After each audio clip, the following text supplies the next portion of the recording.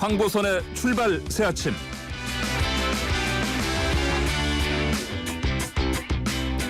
네, YTN 라디오 황보선의 출발 새 아침 3부 시작합니다. 정치의 맛을 맛있게 느껴보는 시간입니다. 김남국의 국, 박수영의 수. 지난 정치 맛집 국수 대담. 자, 열띤 발언 오늘도 이어가 보겠습니다.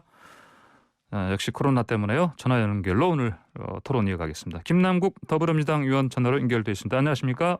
네, 안녕하세요. 살고 싶은 도시 생생도시 안산 단원을 국회의원 김남국입니다. 네, 박수영 국민의힘 의원도 전화 연결돼 있습니다. 안녕하십니까? 예, 박수영입니다. 새해 복 많이 받으십시오. 네, 새해 복 많이 받으십시오. 자, 먼저 설 연휴 지났으니까요. 먼저 민심 얘기부터 해보겠습니다. 여야가 지금 설 민심 얘기하는데 보니까 그냥 얼핏 들으면 동상이몽입니다. 그러니까 재난지원금 원한다. 또 반대로 정권 심판. 이런 얘기를 들었다도 하는데 어떻게들 들으셨습니까? 설 민심들. 먼저 김남국 의원님. 네, 저는 이번 설 연휴 기간에 안산의 전통시장인 시민시장과 중앙동 상가, 고담 신도시 도리섬 상가, 사리골 상인회 이런 곳들의 상인들을 만나면서 많은 국민들의 절박한 심정으로 호소하는 그런 여러 말씀들을 들었습니다. 예. 노래방 하시는 분들, 유흥주점 하시는 분들, 여러 사업을 하시는 분들이 정말 지난 1년 동안 마이너스 통장을 쓰면서 근근히 버텨왔다라고 이렇게 말씀을 하셨고요. 예. 그래서 저희 국회가 이런 상인들의 절박한 마음을 받아서 이번 임시국회 때 꼭 챙겨야 될 그런 여러 가지 민생 입법들을 반드시 해야 되겠다라는 그런 생각을 했습니다. 저를 찾아오신 분들 중에는요, 국민의힘 지지자라고 하면서 여야 상관없이 이 문제는 해결을 해달라고 호소하신 분들이 많았었고요. 예. 그 말씀을 들으면서 국민들은 정말 벼랑 끝에서 여러 가지 어려움을 호소하고 있는데 국회 안에서 여야 간의 정치적인 어떤 정쟁을 하는 것은 국민들에게 정말 나쁘게 비춰지겠다라는 그런 생각을 많이 했습니다. 그래서 이번 임시국회에는 정말 임시국회에 발의되어 있는 여러 민생 입법들을 챙기기 위해서 초당적으로 협력하면서 함께 토론하면서 긴급하게 지원할 수 있는 재정적 지원을 하루빨리 될 수 있도록 여야가 좀 함께 노력해야겠다라는 좀 각오를 새롭게 했습니다. 국민의힘 지지자께서 찾아오셔서 말씀하셨다고요? 네. 굉장히 새로운 상황입니다. 저희 지역에 있는 분들이라고 한다면 또 그리고 예. 대한민국 국민이라고 한다면 그리고 국회의원이라고 한다면 지지자 정치적인 어떤 진보냐 아니면 보수냐라는 이런 성향을 떠나서 예. 이런 어떤 국가적인 어떤 환란에 대해서는 함께 공적인 책임을 지는 게 맞다라고 저는 생각이 듭니다. 알겠습니다. 박수영 의원님. 예, 저도 김남국 의원처럼 전통시장 주로 다니면서 저희 집사람하고 아내랑 같이 다니면서 많은 얘기를 들었습니다. 예. 재난지원금 관련해서는 선거 때니까 또 주는구나. 일단 바꿔보자. 예. 이런 말씀하시는 분도 계셨고요. 그래요. 제일 예. 문제는 역시 경제입니다. 1년 이상 이렇게 어렵게 경제가 지속되다 보니까 IMF 때보다 더 힘들다 이러면서 눈물 짓는 분들 많았고요. 예. 가게 되려면 이제 손잡고 눈물부터 먼저 이렇게 글썽이는 분들이 많았던 것 같습니다. 예. 그리고 설 연휴 기간에 이 고향 방문이 금지됐지 않습니까? 예. 그러다 보니까 추석 때도 못 가게, 설날도 또 못 가고 이런 결과만 놓고 봐도 우리 K방역이라는 거는 이미 실패한 거 아니냐. 그리고 모이면은 정권 비판을 할 테니까 이 경제 실정에 관해서 부동산 문제, 경제 실정 비판들 할 테니까 아예 모이지를 못하게 막은 거 아니냐 이런 말씀하시는 분들도 상당히 많았고요. 여튼 제일 중요한 거는 경제이고요. 예. 이 경제 문제를 어떻게 풀 것이냐, 일자리 문제, 부동산 문제 그런 걸로 너무 속이 상해서 설날다운 기분은 하나도 안 든다. 예. 이게 민심이었다고 생각이 듭니다. 그렇군요. 네, 지금 황보선의 출발새 아침 김남국, 박수영 의원과 함께 국수회담 진행하고 있습니다. 방송 들으시면서 의견 주신 분들은 샵 0941번 50원 유료 문자로 보내주시고요. 유튜브에 들어오셔서 보이는 라디오로도 함께 해주시기 바랍니다. 자, 의원님들 이번에는 서울시장, 부산시장 보궐선거 이제 본선행 두고 점차 뜨거워지고 있습니다. 어제 여야 각각 토론회 있었는데 먼저 민주당 쪽은 우상호, 박영선 후보가 어젯밤 늦게 공약을 두고 서로 좀 정체성 경쟁을 좀 벌였습니다. 어제 토론 어떻게 지켜보셨습니까? 예.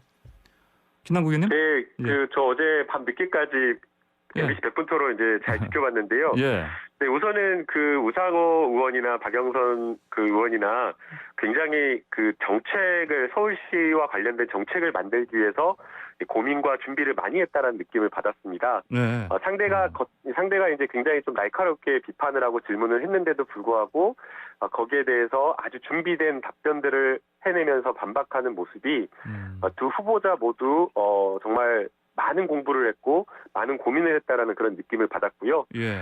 결국에는 그 이번 그 서울시장 선거에서 가장 그 유권자들이 생각하는 것은 결국에는 부동산 문제가 아닌가라는 생각이 듭니다.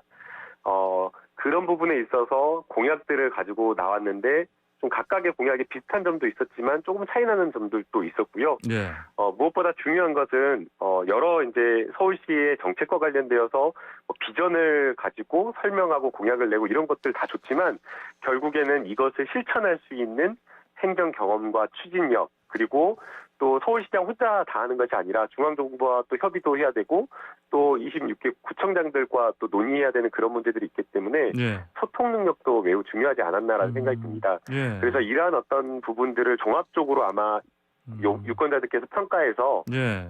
잘 선택을 할 것으로 보이고요. 예. 아마 이제 중요한 것은 첫 번째 관문은 이제 당내 경선인데 당내 경선은 조금 약간 전략적인 투표도 가능하지 않을까라는 생각도 듭니다. 네. 그래서 이번 그 경선이 저도 굉장히 긴장이 되고 좀 기대가 되는 상황입니다. 아, 그렇습니까? 예, 혹시 저 박수 의원께서도 이거 토론 좀 내용 좀 보셨습니까?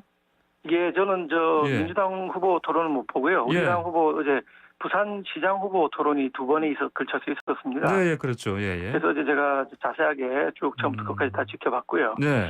이게 이제 내용도 내용이지만 형식이 이제 완전히 달라졌거든요. 저희 아무런 서류도 종이도 없이 스탠딩으로 예. 그리고 또 4명의 후보가 있는데 1대1로 붙게 됩니다. 이게 그 리그 방식이 되는 거죠. 예, 전부 1대1로 한 번씩 다 붙어야 되는데 어제 이제 두 번의 라운드가 있어서 토론이 진행됐습니다. 근데 이 방식을 제가 경선 준비위원으로 있으면서 제가 주장해서 넣어서 만드는 방식이 전에 없던 방식입니다. 스탠딩 토론에 1대1 뭐 아무런 서류도 없이 들어와서 이렇게 하다 보니까 예. 한편으로는 후보님들한테 너무 큰 부담을 준 거 아닌가 네. 그런 느낌이 들 정도로 치열한 토론을 하셨고요.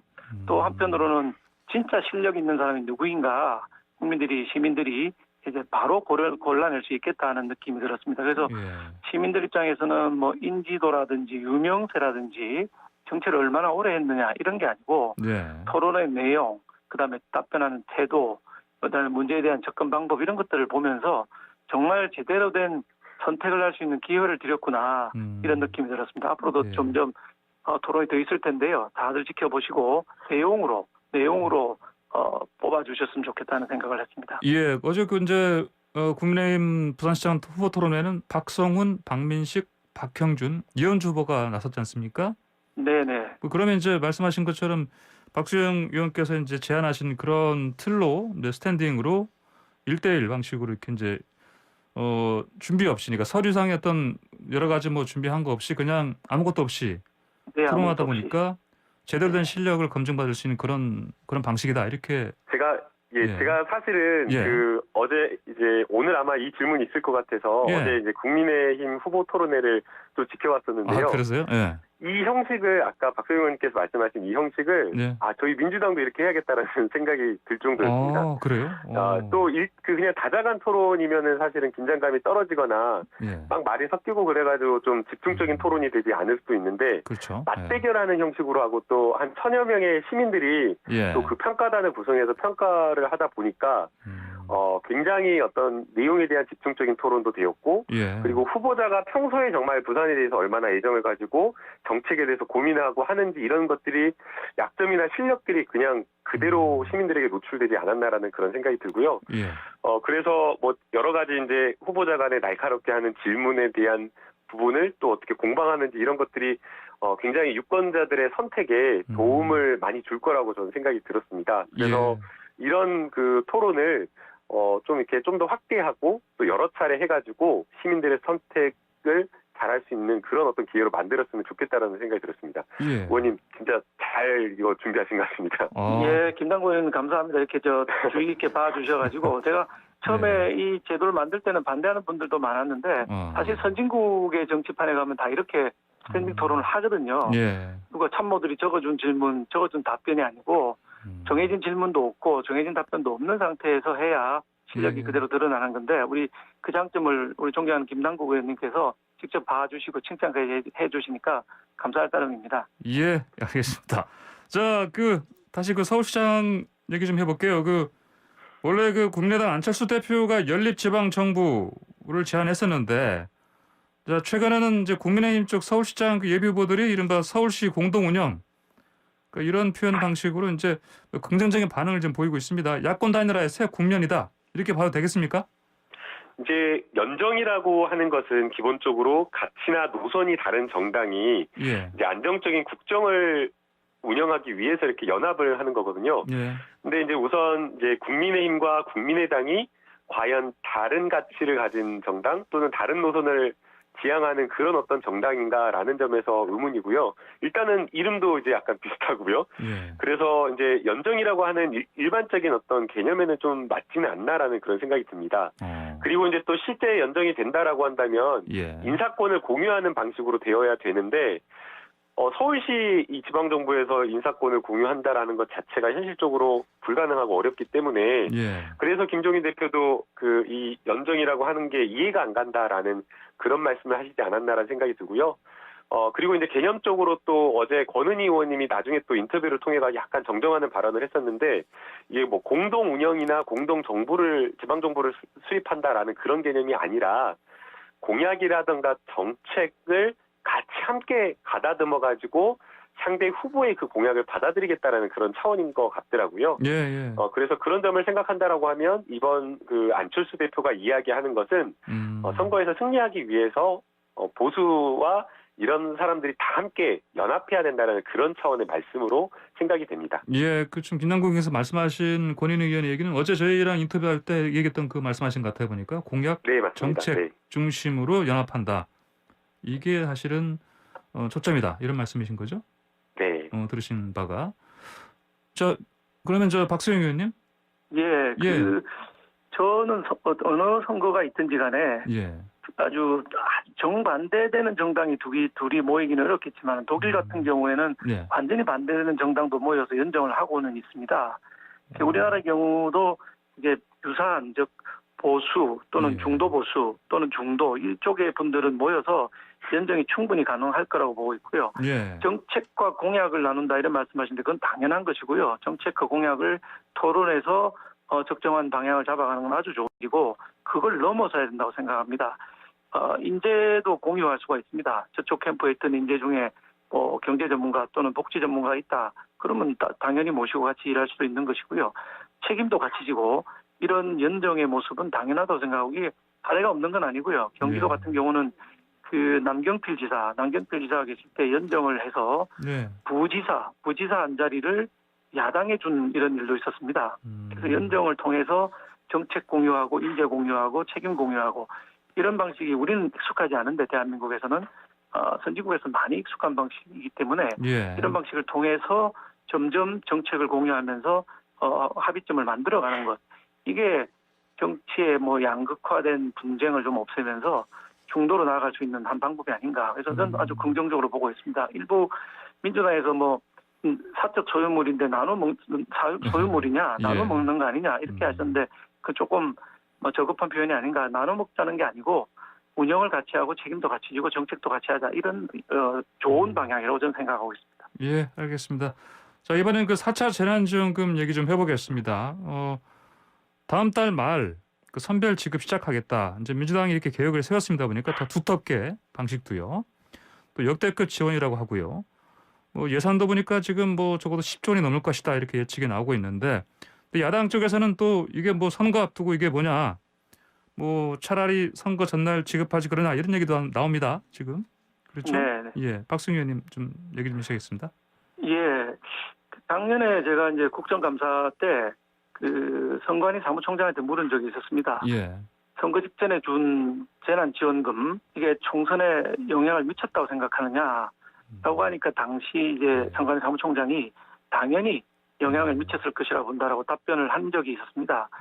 이게 제가 보기에는 선관위가 정상적으로 작동하는 기관이라면은 예. 3월 말에 지금 지급하겠다는 여당 입장에 대해서 4월 7일 선거거든요. 예.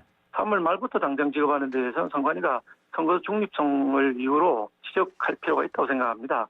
뭐 지급하는 건 좋은데 굳이 4월 7일 선거를 앞두고 3월 말에 지급해야 되느냐, 이 시기 문제는 좀 생각해봐야 되고, 여당에서도 너무 노골적으로 금권 선거한다는 비난을 받을 우려가 있는 것들은 하지 말고 선거가 끝난 다음에 지급해도 큰 차이 나는 건 아니거든요. 준비 과정도 필요할 테고, 굳이 3월 말부터 하는 거는 전 좀 너무 스스로 자제하는 이런 모습을 보이는 것이 우리 정치가 제대로 돌아갈 수 있는 방법 아닌가 생각합니다. 예, 예. 그럼 김남국 의원님, 다음 달 말 선별 지급 시작하는 거 이거 어떻게 보십니까? 예, 이게 그 재난지원금을 줬다라고 해서 그게 정말 유권자의 표심에 영향을 미치느냐? 저는 그렇진 않다라고 생각이 됩니다. 만약에 그 재난지원금을 주느냐 마느냐를 놓고 어떤 정당들이 찬성하고 반대한다라고 한다면 당연히 이제 거기에 대해서는 찬성하는 쪽과 반대하는 쪽에 유권자들이 표심을 그거에 따라서 이렇게 판단을 할 수는 있겠지만, 이 재난지원금 지급과 관련되어서는 여야가 지금 없는 상황이라고 생각이 됩니다.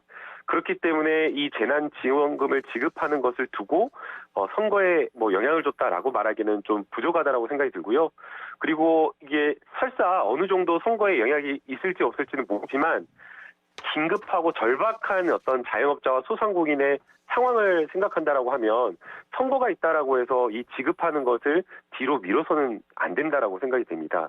저희가요, 임시국회 시작해가지고 논의해가지고 막 빨리 해가지고 3월 초에 이렇게 처리해가지고 3월 말에 지급해도요, 실제 이 지급되는 그 돈은 4월 말이나 5월 초, 5월이 넘어갈 수도 있습니다. 선별하는데 여러 가지 시간도 걸리고요. 기준을 정하는데 이런 부분에 대한 여러 가지 준비나 이런 것들이 시간이 필요하기 때문에 사실상 몇 개월, 뭐 1, 2개월, 2, 3개월이 걸리게 됩니다. 그런데 지금 소상공인들의 상황은 당장 죽겠다라고 하는 그런 분들에게 몇 개월 기다리라고 하는 것은 참 쉽지 않은 일이기 때문에 저희가 뭐 정치권의 선거를 생각할 것이 아니라 국민들의 어려운 그런 어떤 절박한 상황을 더 이해해서 하루빨리 좀 여야 간에 합의해서 빨리 좀 처리될 수 있도록 하는 게 필요하지 않을까 보고 있습니다. 예, 이게 이제 항상 근데 그 재난지원금 얘기 나올 때마다 기재부 쪽과의 이제 이 사실은 뭐 어떤 방식으로 할 것이냐, 예산은 또 어떻게 마련할 것이냐, 이걸로 사실은 좀 불협화음도 좀 나오지 않습니까? 이건 어떻게 될 것 같습니까? 예, 박승현 의원님. 기재부에서는 뭐 예. 보편 지급에 대해서 강하게 반대를 하고 있고, 예. 민주당에서는 보편 플러스 선별이라고 하는 희한한 방식을 제안을 했었습니다. 근데 예. 나라 돈이라는 게 뭐 화수분처럼 무조건 쏟아지는 것도 아니고, 현재도 우리 그 국가채무 비중이 46.7%나 되고 있는 엄청나게 높은 비율을 차지하고 있습니다. 근데 이 재원 문제도 모두 100% 국채를 발행해서 지급하겠다. 근데 3차 재난지원금도 아직 다 지급이 안 된 상태에서 4차 재난지원금을 굳이 국채를 발행해서 선거 직전에 3월 말에 뿌리겠다. 아까 김남국 의원님 말씀하신 대로 준비해서 5월 달에 뿌리겠다. 이렇게 하면은 말은 되는데, 지금 민주당에서 나온 입장을 보면 3월 말에 긴급 재난금이 지원될 수 있도록 하겠다. 이렇게 돼 있거든요. 굳이 선거 전에 하는 부분에 대해서는 의도를 의심받을 수밖에 없는 상황이고, 국채 문제, 3차 지원금 문제 이런 것들을 감안하면 무조건 서둘러서 할 건 아니다. 이렇게 생각이 듭니다. 예. 3차도 다 안 줬는데 4차를 또 편성한다? 이거 좀 시기상조라고 생각합니다. 예, 알겠습니다. 지금 저 재난지원금 얘기 나왔으니까요. 지금 이재명 경기지사의 기본소득 이 관련해서 민주당 내에서는 지금 어떻습니까? 그 이른바 반 이재명 대우가 뭐 형성되고 있다 이런 얘기 나오고 있는데요. 일부 언론에서. 예. 김남국 의원님?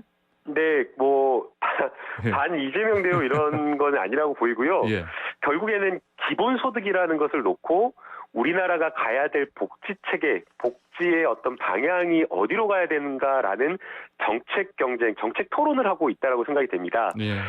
많은 이제 그 대선 후보들이 이재명 지사가 이야기하는 기본소득에 대해서 이렇게 비판하고 있는 형국인데요. 아마 이재명 지사님도 이거 싫어하지 않을 것 같아요. 왜냐하면 예. 기본소득과 관련된 이러한 어떤 논쟁이 계속될 되면서 예. 오히려 기본소득에 대한 토론이 활발하게 되고 있고요. 또 복지와 관련된 부분에 과거에 좀 효율적이지 못하다라고 비판받는 복지들 많잖아요. 예. 아니 지난 20년간 정말 저출산이다라고 하면서 많은 여러 복지를 했는데 다 그 돈 어디로 갔냐. 계속 저출산이거든요. 그래서 이러한 부분에 대한 문제를 또 제기하고 있고 또 AI라든가 로봇이라든가 이러한 것들이 많이 이렇게 되었을 때 일자리가 줄어드는 부분에 대한 이런 미래에 대한 어떤 어려움 해소하는 것도 필요하다라고 하면서 기본소득에 관련된 이야기가 나오고 있기 때문에 저는 이 논쟁은 굉장히 바람직하고 건전하다고 생각이 됩니다. 지금 또 특히나 또 이낙연 대표가 이야기하는 신복지체계도 이야기가 되고 있는데요. 서로 이제 여러 가지 경쟁적으로 이야기를 하고 있는데 그 안의 내용을 또 실질적으로 들여다보면 이낙연 대표의 신복지체계 안에도 기본소득과 비슷한 것들이 있습니다. 복잡한 복지제도 이런 것들, 비효율적인 거 이런 것들 정리하고 복지의 총량을 늘리면서 정말 국민들에게 필요한 어떤 여러 가지 복지를 하자라고 하면서 아동수당, 청년수당 이런 것들 이야기를 하고 있는 거거든요. 그래서 저는 이러한 어떤 비판, 기본소득에 대한 토론이 우리 복지와 우리 나라가 가야 될 여러 가지 그런 어떤 정책 경쟁을 하는 상황에서 굉장히 좀 중요한 것 같다고 보고 있습니다. 예, 박수영 의원께서는 이렇게 기본소득이 계속 이슈화되는 상황 어떻게 보십니까? 예, 기본소득에 대한 논쟁은 뭐 김남국 의원님 말씀하신 대로 필요한 논쟁이고 정치권을 포함한 학계 모두가 논의를 해야 된다고 생각을 합니다. 그러나 이게 좀 너무 성급하게 나가서는 안 된다. 다른 나라는 제대로 하는 나라는 아무도 없고 실험만 지금 조금씩 부분적으로 하고 있는 상황이거든요. 전면적으로 도입한 나라가 없다는 얘기는 이게 제대로 된 정책이 아니거나 또는 준비하는 데 상당한 시일이 필요하다고 보는 것인데 그런 걸 다 뛰어넘어서 우리가 성급하게 먼저 시행을 하게 되면은 뭐 우리가 실험용 쥐일 필요는 없거든요. 이런 문제는 다른 나라 시행하는 걸 보고 문제점을 충분히 파악한 다음에 대비를 잘해야 되기 때문에 성급하게 우리가 시행하자 이건 맞지 않는다고 생각합니다. 당장 AI가 다 도입되어서 우리가 있는 일자리가 전부 없어질 것처럼 얘기를 하는데 사실 그런 상황은 아니거든요. 대부분의 일자리는 있고 어떤 부분이 이제 AI로 이제 서서히 대체돼 나갈 텐데 다른 나라의 움직임, 학계의 움직임 이런 걸 잘 보고 판단해야지 성급할 필요는 없고요. 기본소득의 가장 큰 문제는 우리가 이재명 지사님 말씀하시는 돈이 15조 원을 풀어서 주겠다 이러면 월 24,000원입니다. 월 24,000원 1인당 줘가지고 이게 크게 무슨 도움되는 일도 아닌데 15조라는 돈은 큰 돈이거든요. 10배를 줘서 150조를 쓴다. 우리 예산에서 이렇게 쓸 수도 없겠지만 150조 원을 줘봐야 월 24만 원밖에 안 주게 되는 거거든요. 기본소득의 한 요건인 충분성. 이걸 보편성을 맞추면서 충분성을 갖춘다는 게 이론상 굉장히 어렵다는 얘기를 지금 우리가 충분히 알 수 있는 것이거든요. 150조라는 돈 어떻게 그럴 것이냐. 세금을 또 150조 늘릴 것이냐. 이런 문제에 대한 충분한 논의 없이 성급하게 진행하는 것은 아니다. 우리가 굉장히 국가적으로 위기에 처할 수 있다. 이렇게 보고 있습니다. 예, 알겠습니다. 자, 문재인 대통령의 아들 문준영 씨가 코로나19 피해 긴급 예술 지원 공모 사업에서 이제 특혜를 받았다. 이렇게 지금 국민의힘 곽상도 의원이 의혹 제기하고 있습니다. 자, 의혹 내용 상당히 봤을 때 박수영 의원께서는 어떻게 보십니까? 이게 맞다 보십니까?